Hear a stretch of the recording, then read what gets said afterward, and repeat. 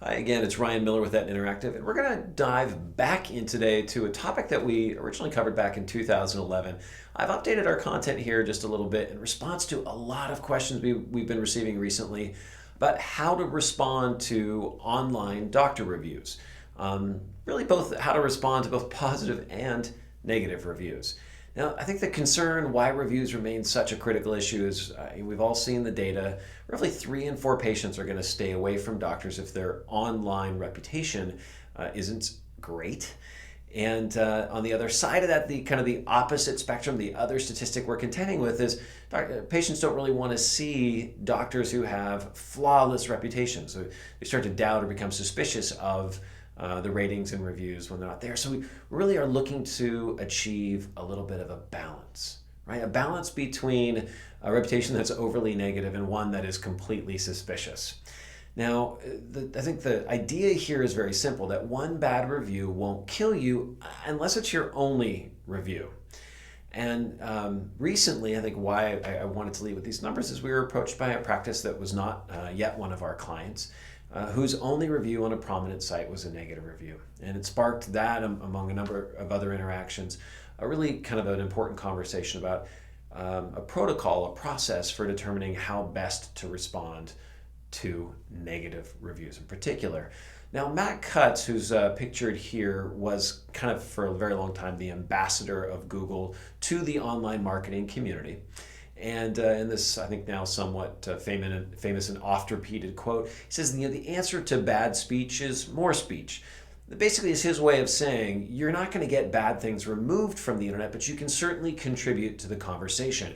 And that's really what your replies, what your responses to online reviews represent. It's your part in that broader conversation about your reputation. So what we'll talk about here really is a positive response to what might be a scary or negative situation.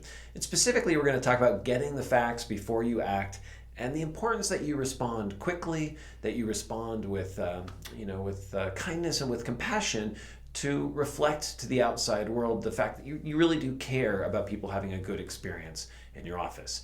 So what kind of facts might you gather? We'll dive into each of these 3 areas here pretty quickly, but we want to understand a little bit about the reviewer themselves. We want to see what we can ascertain about their identity, their motivations. We want to dive in and take a little bit of a look at the content of the review and then understand a few details about the site where that review appears. So there are 3 general classifications that we use here at Etna when we're trying to understand kind of the nature of who that reviewer is. So there's the critical reviewer. This is someone who has maybe an honest beef, maybe not such an honest beef with the practice, but generally speaking, these are the people who are sharing legitimate criticism or some kind of constructive feedback for the office. Now, you may not always like the language, the way that it's expressed, but very often with these kinds of reviews, when we're talking with practices, what they'll share is, well, yeah, that's true. Sometimes patients do have to wait a long time. Or, yeah, Sally at the front desk some days can be a little bit curt with patients. So those are the critical reviewers. Now, crazy is really meant more in the colloquial sense. I'm not necessarily talking about people with genuine mental illness, but often we'll see reviews and we'll just know instinctively this person's not right. Like there's something wrong here. And generally, these are the reviews that people, when they see them, they don't trust them. It's the kind of review that will often, even if we're the one who's under attack, we'll often chuckle when we read that review. And then finally, we've got the deceptive reviews. Now, these are reviewers, rather. These are the people that very often will hear from doctors that they feel that it might be a competitor or a former employee who's writing the content.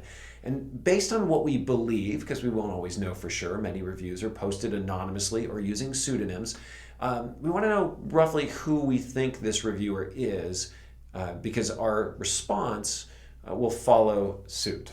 In addition, we want to look at the nature of the content. The bottom line here is quite simple. This presentation today, we're focused on talking to the customer service complaint, right? That review that relates to customer service. If the review is critical of clinical outcomes, or you suspect it might ultimately lead to a med mal suit, that's the time to involve your med mal carrier or your own personal counsel, because they are the ones who need to guide you in that circumstance. Finally, we want to know a little bit about the site where the review was posted. We want to know what kind of site it is. Is it a social media site? Is it an online ratings and reviews site? Is it a directory? Is it a forum? We want to know a little bit about what are the mechanics of that community and how do other businesses like yours respond, if they're permitted to at all, when they receive negative reviews. So we kind of want to know what kind of site it is and what are the norms. We want to know what are the mechanisms that exist for you to communicate back to the site owner. That becomes important. And what policies exist about what is permissible in review content. So with all of those things in hand, we want to summarize the facts, right? What do we know or think we know about the reviewer? What's the nature of the content? And what is the type of site or the mechanics of the site where the review appears? Once we know those things, and as we want to get to them as quickly as we can, we want to respond quickly with kindness and compassion. So, it's kind of a little bit of a joke slide here, but there are a lot of things in our life that seem trivial. You know, the grand debate over whether the toilet paper should roll over or under. But the reality is when we talk about reviews, no matter how trivial the matter seems to you, it was important enough to that patient that they went online to post it. I actually was presenting an online reputation at one point, and I had a surgeon in the audience stand up and tell me that his patients were idiots, that they weren't qualified to evaluate him and his qualifications and capabilities as a surgeon, or even to be critical of his results. I certainly disagreed with his perspective, but the important thing to note is most of the time in the research we've done, patients aren't actually being critical of your capabilities as a doctor or as a surgeon. They're being critical of service. So when we look at forecasting, what would we do in response to the different kinds of reviews? Let me lay out 5 different kinds of responses that we might counsel. If the person, if the review or the reviewer seems crazy, it's maybe best that you ignore that. Now, I want to share full disclosure here. There are industry professionals who believe every review should be responded to. I actually have seen in my experience times where it was clear and probably predictable from reading the review that any kind of reply was going to incite them further. And in those cases, it may be best to leave those sleeping dogs lie and not drive any kind of interaction. But in most cases, both positive and negative, as long as it's something that's simply critical or complimentary of your service, it's a great idea to post some kind of response. We'll talk in a second about what to respond.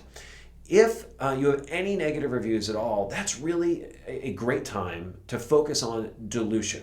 Now, we certainly want to pour positivity out there onto the internet to lessen the impact of 1 or 2 negative reviews.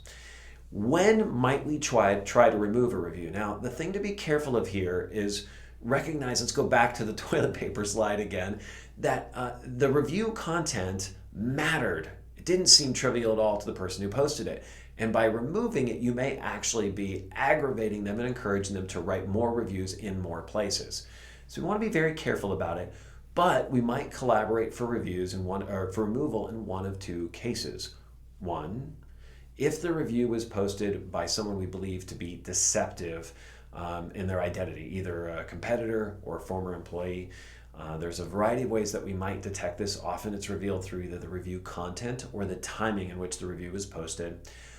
And in certain cases where that review clearly violates the terms of service. An example we've seen very recently was when a review threatened harm to the doctor. This was a violation of the terms of the service where that review appeared, and we were able to have that review removed simply by requesting it. And then in instances where the review content addresses clinical outcomes or the quality of clinical care, or if we believe that there's deception involved and you're not able to resolve it working one-on-one, politely and patiently with the site owner, those are times where we would escalate, or that we would recommend to our clients that they escalate to an attorney. So kind of 5 different courses of action here based on what you're seeing in your review profile. Now, when it is time to reply, what do you say? What do you include in that reply? Well, I recommend starting with saying thank you. Whether you want to hear what they have to say or not, thank them, because that input is important to you. It's valuable to the practice. I want to make sure that everybody takes care, if you're crafting reviews, to respect patient privacy. Generally, we counsel that you respond to the comment, not to the patient, right? So you never want to confirm or deny that they're actually a patient in your practice.